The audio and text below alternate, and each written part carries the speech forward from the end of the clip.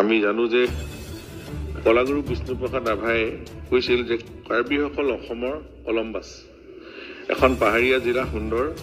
যিখন সংবিধানৰ ৬ষ্ঠ অনুসূচীত ভূমি সংক্ৰান্তীয় সকলো তেখেতসকলৰ অন্তৰ্গত তাত 6 schedule area land is transferred subject কিন্তু ল এণ্ড অৰ্ডাৰ সিচুৱেশ্যনটো অসম চৰকাৰ হাতত আছে এতিয়া কথা হ'ল যে আমাৰ এই কাৰ্বিসকলৰ সাহিত্য পৰিষদৰ পৰা লাভ কৰা আমি তাৰ পৰা পোৱা তথ্য অনুসৰি আমি ক'ব পাৰিম আমি যেহেতু ট্ৰান্সফাৰ্ড সাবজেক্ট আমি পোনপটীয়াকৈ তাত এভেকশ্যন কৰা এলটমেণ্টছ এইবিলাক আমি ক'ব নোৱাৰোঁ কাৰণ তেওঁলোকৰ কাৰ্বি অট'নমাছ কাউন্সিলৰ তেওঁলোকৰ এক্টিয়াৰ ভিতৰত এইবিলাক কাৰ্বি আংলঙৰ পৰিষদে জনাইছে যে খেৰণীত পিজিআৰ মাটিত তেওঁলোকৰ 1933 চনতেই সেইটো ব্ৰিটিছে ঘোষণা কৰিছিল পিজিআৰ হিচাপে আৰু 1946ত ইয়াত সীমাটো নিৰ্ধাৰণ কৰা হৈছিল আৰু 1951 চনত গঠিত মিকি পাহাৰ জিলাত 1952 চনৰ মিকি প্ৰাইভেট জিলা পৰিষদ যি বৰ্তমান কাৰ্বি আংলং সাহিত্য পৰিষদ বুলি কোৱা হয় বা গঠিত হৈছিল এতিয়া খেৰণীত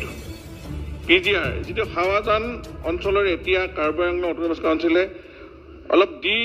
ৰিজাৰ্ভ এতিয়াও কৰা নাই সংৰক্ষণমুক্ত কৰা নাই আৰু সেইকাৰণে কাৰ্বি আংলং জিলাৰ ডংকা ৰাজস্বকৰ অন্তৰ্গত এই খেৰণীত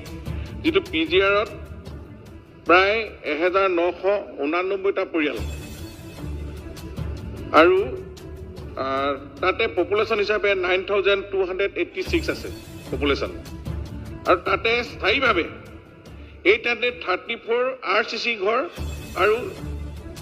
1155 নাম্বাৰছ কেঁচা ঘৰ বনাই তাতে এই পিজিআৰত বেদখল কৰি আছে এতিয়া এনে বৃহৎ হাৰত যেতিয়া বেদখল হৈছে এতিয়া কাৰ্বি আংলং অট'নমাছ কাউন্সিলৰ তেওঁলোকে এই কৰ্তৃপক্ষই ৰাজহ চক্ৰৰ যেতিয়া তাৰ যিটো আছে ডংকা ৰাজচক্ৰৰ 7জন তেওঁলোকৰ চৰকাৰী গাঁওবুঢ়া আৰু ফুলনি ৰাজচক্ৰৰ 3জন চৰকাৰী গাঁওবুঢ়াই তেওঁলোকে দায়িত্বত গাফিলতি কৰাৰ কাৰণে তেওঁলোকক ছাছপেণ্ড কৰিছে